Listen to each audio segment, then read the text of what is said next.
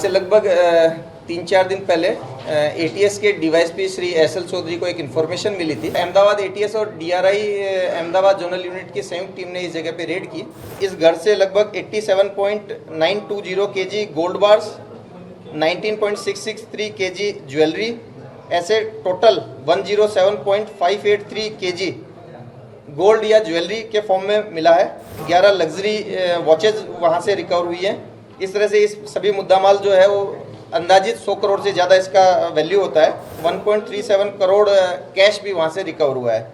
आज से लगभग 3-4 दिन पहले एटीएस के डीवाईएसपी श्री एसएल चौधरी को एक इन्फॉर्मेशन मिली थी कि पालड़ी के एक फ्लैट के अंदर विदेशों से स्मगल करके लाया हुआ सोने का जत्था रखा गया है।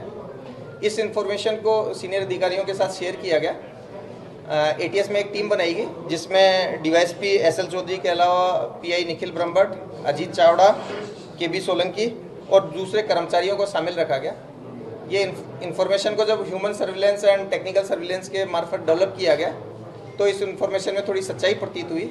इस स्टेज पे इस इन्फॉर्मेशन को डीआरआई के साथ शेयर किया गया और अहमदाबाद एटीएस और डीआरआई अहमदाबाद जोनल यूनिट की संयुक्त टीम ने इस जगह पे रेड की। ये घर को जब प्रारंभिक रूप पे चेक किया गया तो इस पर लॉक लगा हुआ था। जानने को मिला कि ये मकान मेघ कुमार महेंद्र शाह नाम के एक व्यक्ति ने किराए पे रखा हुआ है। इसकी सिस्टर उसी सोसाइटी में नज़दीक में रहती हो, उसको कॉल करके डीआरआई और एटीएस की टीम ने उसके सामने इस घर की चेकिंग की, झड़ती की। पूरी झड़ती के दरमियान इस घर से लगभग 87.920 KG gold bars, 19.663 KG jewellery, ऐसे टोटल 107.583 केजी गोल्ड या ज्वेलरी के फॉर्म में मिला है। साथ में 11 लग्जरी वॉचेज वहाँ से रिकवर हुई हैं। इस तरह से इस सभी मुद्दामाल जो है वो अंदाजित 100 करोड़ से ज़्यादा इसका वैल्यू होता है और साथ में 1.37 करोड़ कैश भी वहाँ से रिकवर हुआ है।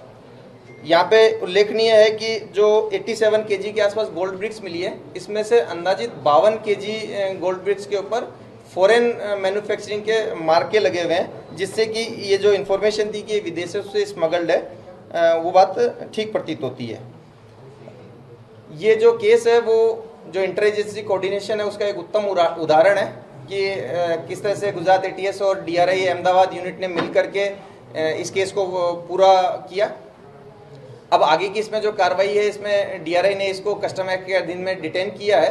साथ साथ में इसमें कस्टम्स एक्ट की कलम 123 के अधीन इन्होंने आगे की कार्रवाई स्टार्ट की। सर, ये मेघ शाह के बैकग्राउंड के बारे में कुछ मालूम पड़ा, ये क्या करता है, क्या है, कब से ये किराए पे ले रखा था मकान? देखिए, प्राइमा फेसी ये शेयर मार्केट में काम करता है, ऐसा हमें इसके रिलेटिव से जानने को मिला है।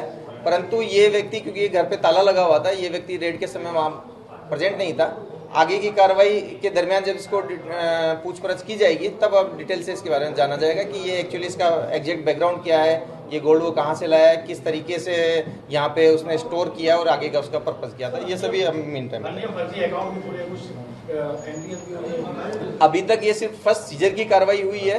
इसके आगे जो भी अकाउंट होगा या फिर किसी और तरह के हमें डॉक्यूमेंट्स मिलते हैं तो हम आपको बताएंगे। सर, मेघ शाह के अगेंस्ट कोई प्रीवियस कोई मिले हैं आरोपी? प्राइमा फेसी हमें कोई केस नज़र नहीं आया है, लेकिन जो हम आईसीजेएस है उसके ऊपर सर्च करके अगर इसके अगेंस्ट में कोई ऑफेंस होंगे तो उसको भी डीआरआई के साथ शेयर करके और कोर्ट में अगर जरूरत पड़ेगी तो उसके विरुद्ध में इसको उपयोग में लेंगे। प्रभातखबर.com, विश्वास वही, रफ्तार नहीं।